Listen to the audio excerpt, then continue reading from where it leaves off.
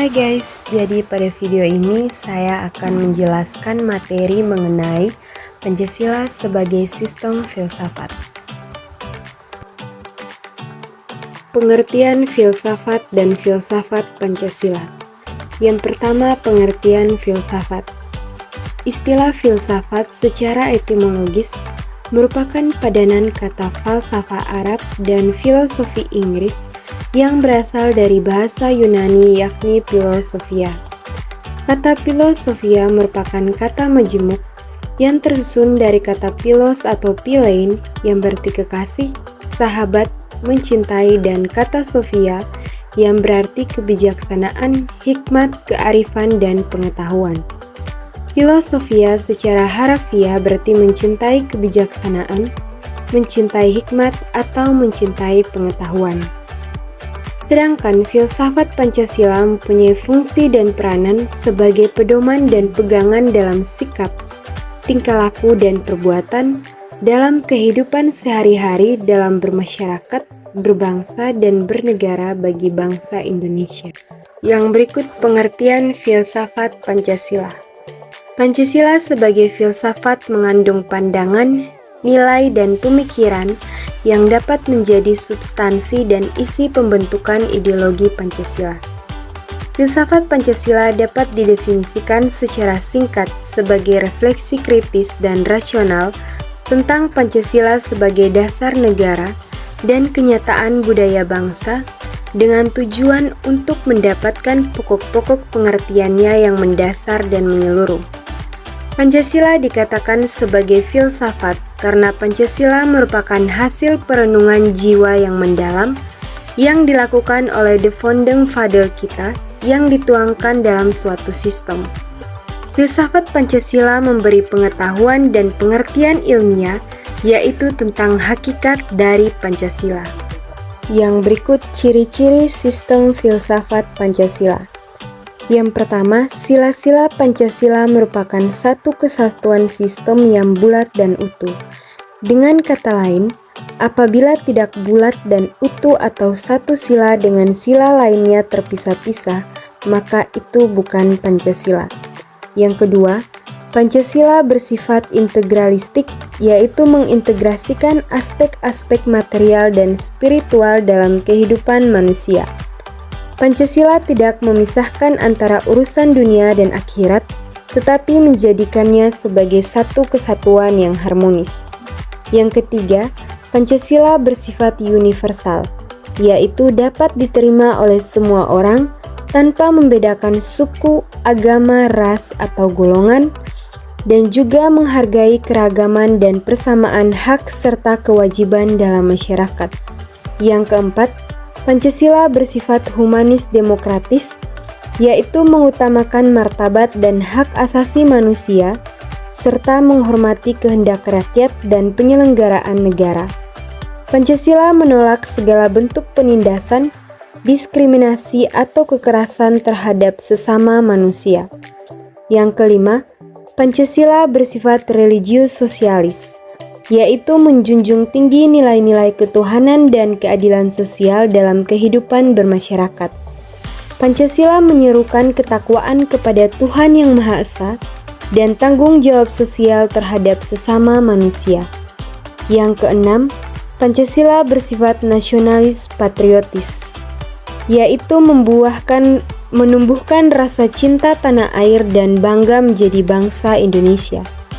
Pancasila mendorong semangat persatuan dan kesatuan dalam menjaga kedaulatan dan keutuhan negara. Yang berikut aspek-aspek Pancasila sebagai sistem filsafat. Yang pertama, ontologi Pancasila. Ontologi menurut Aristoteles adalah sesuatu hakikat atau tentang keberadaan atau eksistensi atau disamakan artinya dengan metafisika. Secara ontologis, penyelidikan Pancasila sebagai filsafat dimaksudkan sebagai upaya untuk mengetahui hakikat dasar dari sila-sila Pancasila. Dasar ontologis Pancasila pada hakikatnya adalah manusia yang memiliki hak mutlak yaitu monopluralis atau monodualis. Manusia sebagai pendukung pokok sila-sila Pancasila secara ontologis memiliki hal-hal yang mutlak, yaitu terdiri atas susunan kodrat raga, jiwa, jasmani, dan rohani. Sifat kodrat manusia adalah sebagai makhluk individu dan makhluk sosial, serta sebagai makhluk pribadi dan makhluk Tuhan Yang Maha Esa. Yang kedua, epistemologi Pancasila. Epistemologi adalah cabang filsafat yang menyelidiki asal, syarat, susunan, metode, dan validasi ilmu pengetahuan. Menurut Titus, terdapat 3 persoalan yang mendasar dalam epistemologi, yaitu tentang sumber pengetahuan manusia, tentang teori kebenaran pengetahuan manusia, dan tentang watak pengetahuan manusia. Pancasila sebagai sistem filsafat pada hakikatnya merupakan sistem pengetahuan. Ini berarti Pancasila telah menjadi suatu belief system, sistem cita-cita menjadi suatu ideologi. Oleh karena itu, Pancasila harus memiliki unsur rasionalitas, terutama dalam kedudukannya sebagai sistem pengetahuan. Susunan dan arti Pancasila meliputi 3 hal, antara lain yang pertama, Pancasila yang umum dan universal, yaitu hakikat sila-sila Pancasila yang merupakan inti dari Pancasila, sehingga merupakan pangkal tolak dalam pelaksanaan kenegaraan dan tertib hukum Indonesia, serta dalam realisasi praktis dalam berbagai bidang kehidupan konkret. Yang kedua, Pancasila yang umum dan kolektif, yaitu isi arti Pancasila sebagai pedoman kolektif negara dan bangsa Indonesia terutama dalam tertib hukum Indonesia. Yang ketiga, Pancasila bersifat khusus dan konkret, yaitu isi arti Pancasila dalam realisasi praktis dalam berbagai bidang kehidupan, sehingga memiliki sifat khusus konkret serta dinamis. Yang ketiga, aksiologis Pancasila. Sila-sila Pancasila sebagai suatu sistem filsafat memiliki suatu kesatuan dasar aksiologis, yaitu nilai-nilai yang terkandung dalam Pancasila pada hakikatnya juga merupakan suatu kesatuan. Istilah aksiologi berasal dari kata Yunani, yakni aksios yang artinya nilai, manfaat, dan logos yang artinya pikiran, ilmu, atau teori. Aksiologis juga berarti teori nilai, yaitu sesuatu yang diinginkan, disukai, atau yang baik. Ada 3 nilai dalam aksiologi filsafat Pancasila, yaitu yang pertama, nilai dasar adalah asas yang diterima sebagai dalil yang bersifat mutlak sebagai sesuatu yang benar atau tidak perlu ditanyakan lagi.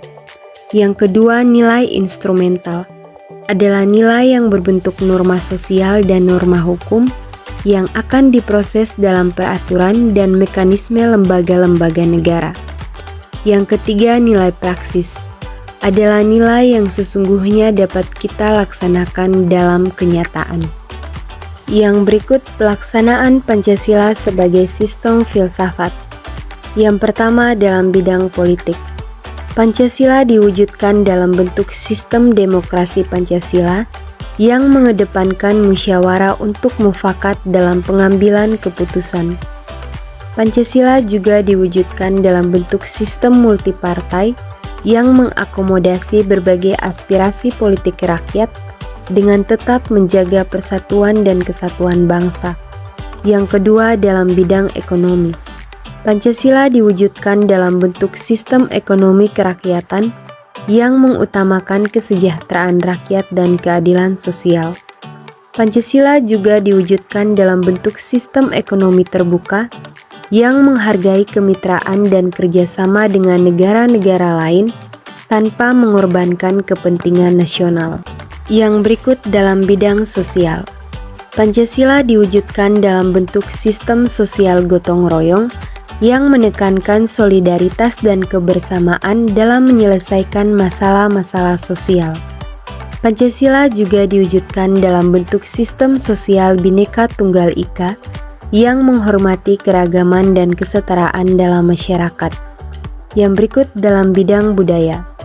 Pancasila diwujudkan dalam bentuk sistem budaya nasional yang mengembangkan nilai-nilai luhur bangsa Indonesia yang bersumber dari berbagai unsur budaya lokal.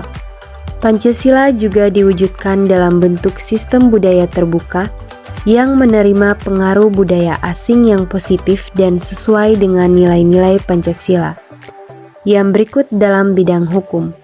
Pancasila diwujudkan dalam bentuk sistem hukum nasional yang berdasarkan pada UUD 1945 dan nilai-nilai Pancasila.